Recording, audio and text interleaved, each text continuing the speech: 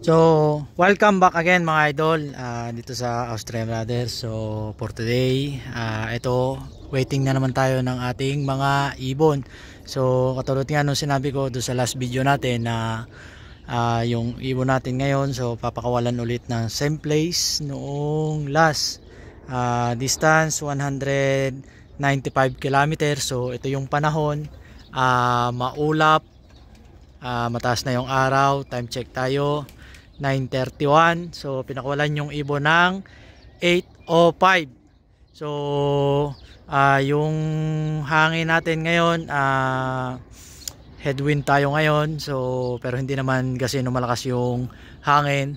So ito yung panahon natin ngayon, totally na maulap. So ready na tayo. Okay na yung clock natin. At ito, nakapag-harvest na tayo ng ating mga inakay. So ewan ko kung ilan to. So ito yung mga unang batch natin. Marami pa tayong susunod. So yun lang mga idol. Balik tayo maya maya kapag meron ng nag-clock. Titingnan natin yung speed ng ating mga ibon sa ngayon. Nakita nyo naman yung last training natin. So naging maganda yung training natin. So titingnan natin yung magiging result, yung magiging uwian ng ibon natin ngayon. So yun lang mga idol. Update lang tayo ngayong araw bago tayo mag-abang. Ito yung panahon, maulap. Ayan, may dumadaan pang aeroplano. So yun lang mga idol. Balik tayo mamaya. So ito mga idol, panoorin muna natin yung release ng ating mga ibon. Ayan. So same place din yung pinagpakawalan noong last Sunday. So hopefully na makauwi ng maaga yung mga ibon natin. At sana maging maganda yung result natin ngayong linggo na to. So yun lang mga idol. Ito mag-aabang na tayo. So tara.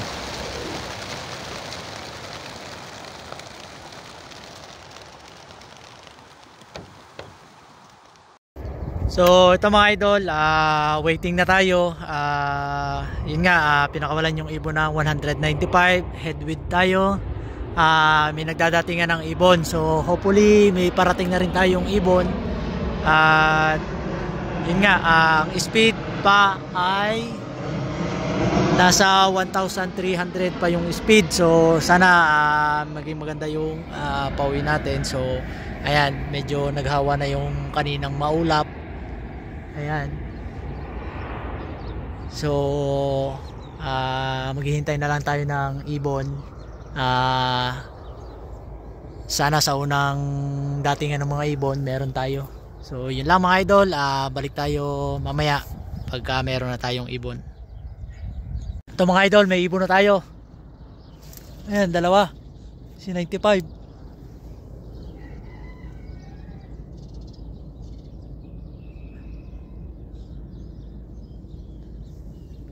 Pumihit. Ayaw pa ng inikutan. Lumayo pa. Ay.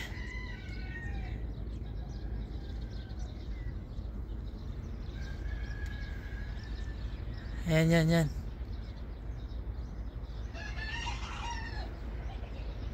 Lumayo pa yung ibon natin.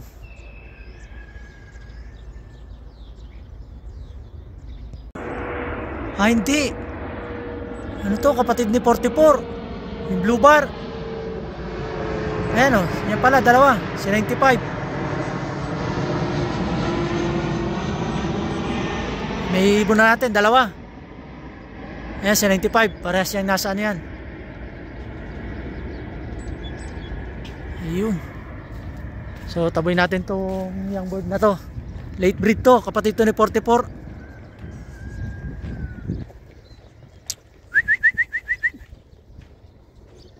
Tingnan lang natin kung nag-clock.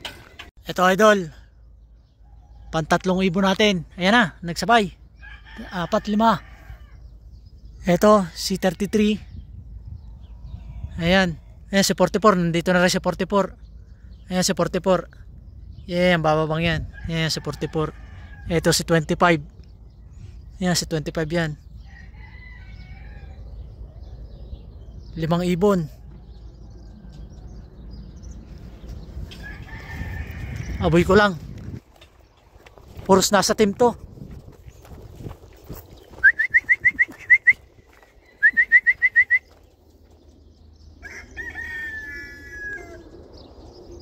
So yan, nag-clock na. Kahit nandyan yan, nag-clock na yan. Ito pang-anim nating ibon. Si 59. Umikot pa. Ayan o.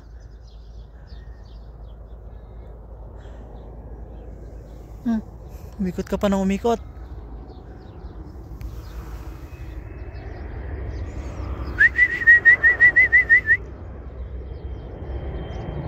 Hihintay pa ng kasabay pababa. Ito pang-anim. Yung blue bar na yan. Yan, pang-anim yan.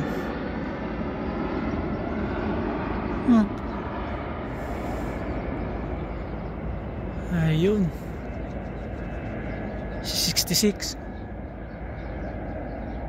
Ayan, si 59. Pito.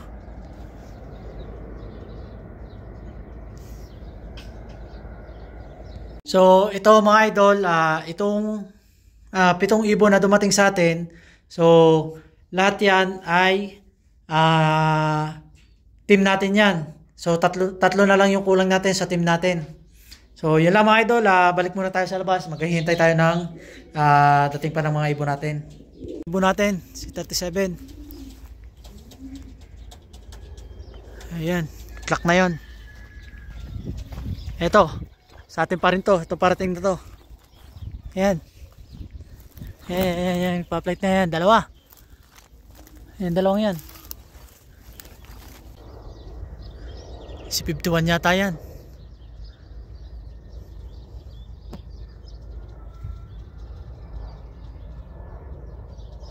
Yung isa yun, doon nagpunta. Doon dumapo. Idol, pang 10. Ito yung ating red bar. Ayan, dumating na rin. Ayan. Yan yung may clip siguro pink.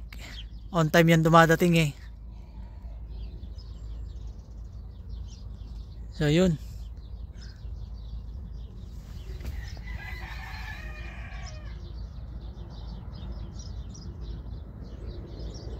Ayan, clock na yun. Bumaba na rin yung lumapo doon si 59.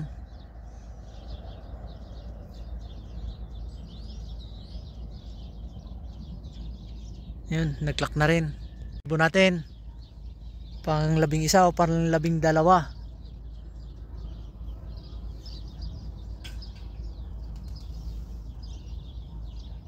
Ayan. Yung ganda ng dive. Ay, doon ko pa sa itaas bumaba.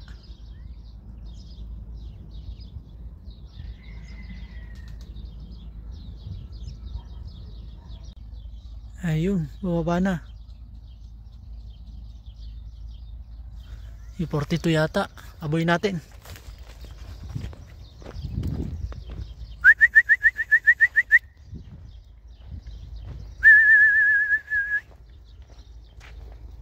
$38. Amo, ma, amo, ma. Nitlak na. Idol, may parating ulit tayo, mataas pa. Ayan, nagdadive na. Ayan. Hindi ko na kukita nyo. Ayan, dalawa. Ayan, dalawang yan. Si 34 yun. Ito si 34. 34-3-34. Yan yung ano natin na may white light.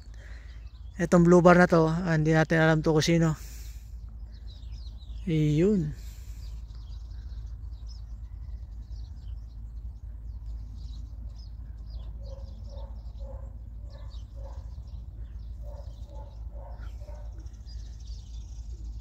Nag-lock na yun kahit nandun lang yun sa ibabaw. Nandun kasi yung pad natin.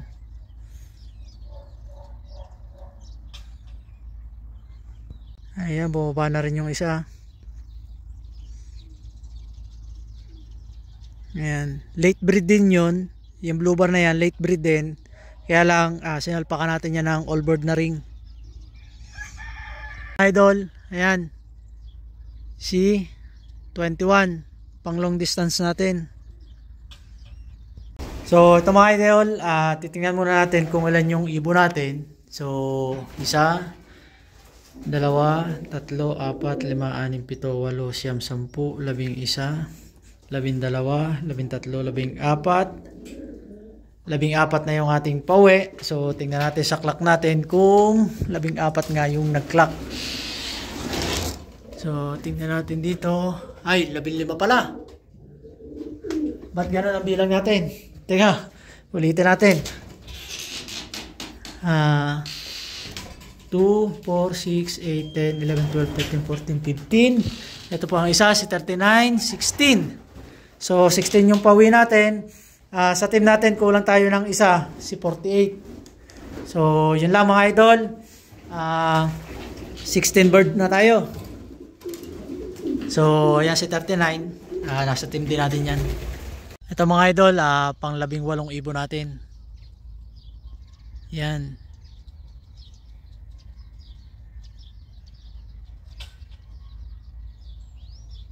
So, ito mga idol, ito yung mga ibon natin na napauwi ngayon. So, ayan, si 39 naglilimlim na.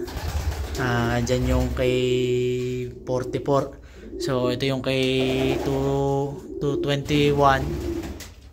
Ayan.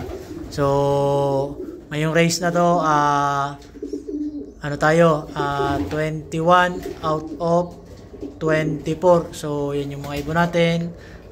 First clocker natin, late breed, si 34, 825. Yan yung ibon, kapatid yan ng 41, late breed yan.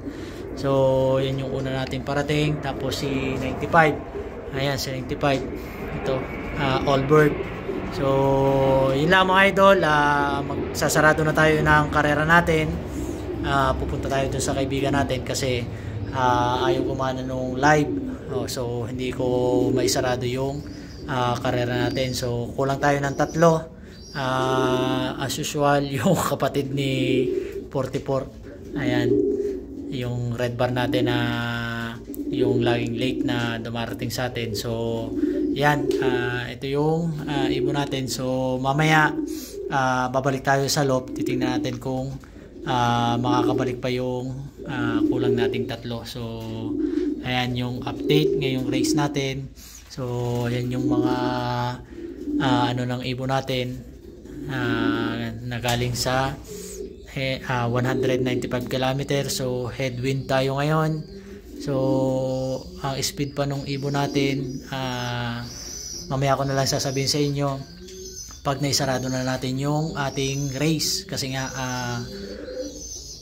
para sure tayo na yun yung talagang speed ng ibon natin. So, yun lang mga idol. Balik tayo mamaya. Magsasarado muna ako ng race natin. Then, babalik tayo rito sa loop natin para usisahin natin mamaya. Titingnan natin kung nakauwi yung 3 ibon na kulang natin. So, yun lang mga idol. Hanggang dito na lang muna. Balik tayo mamaya. So, ito mga idol. Dumating na yung ating isang kulang. Ayan. Si red bar natin. At meron pa tayong isang umuwing ibon na matagal nang nawala sa atin. Hindi ko nakilala ng ayos ay ang ibon natin na yan. Kung titingnan nyo, matanda na. Kasi nga, matanda na yung ibon na yan. Nawala yan sa atin ng race ng ilang buwan. No, ilang buwan. Ilang taon na nawala.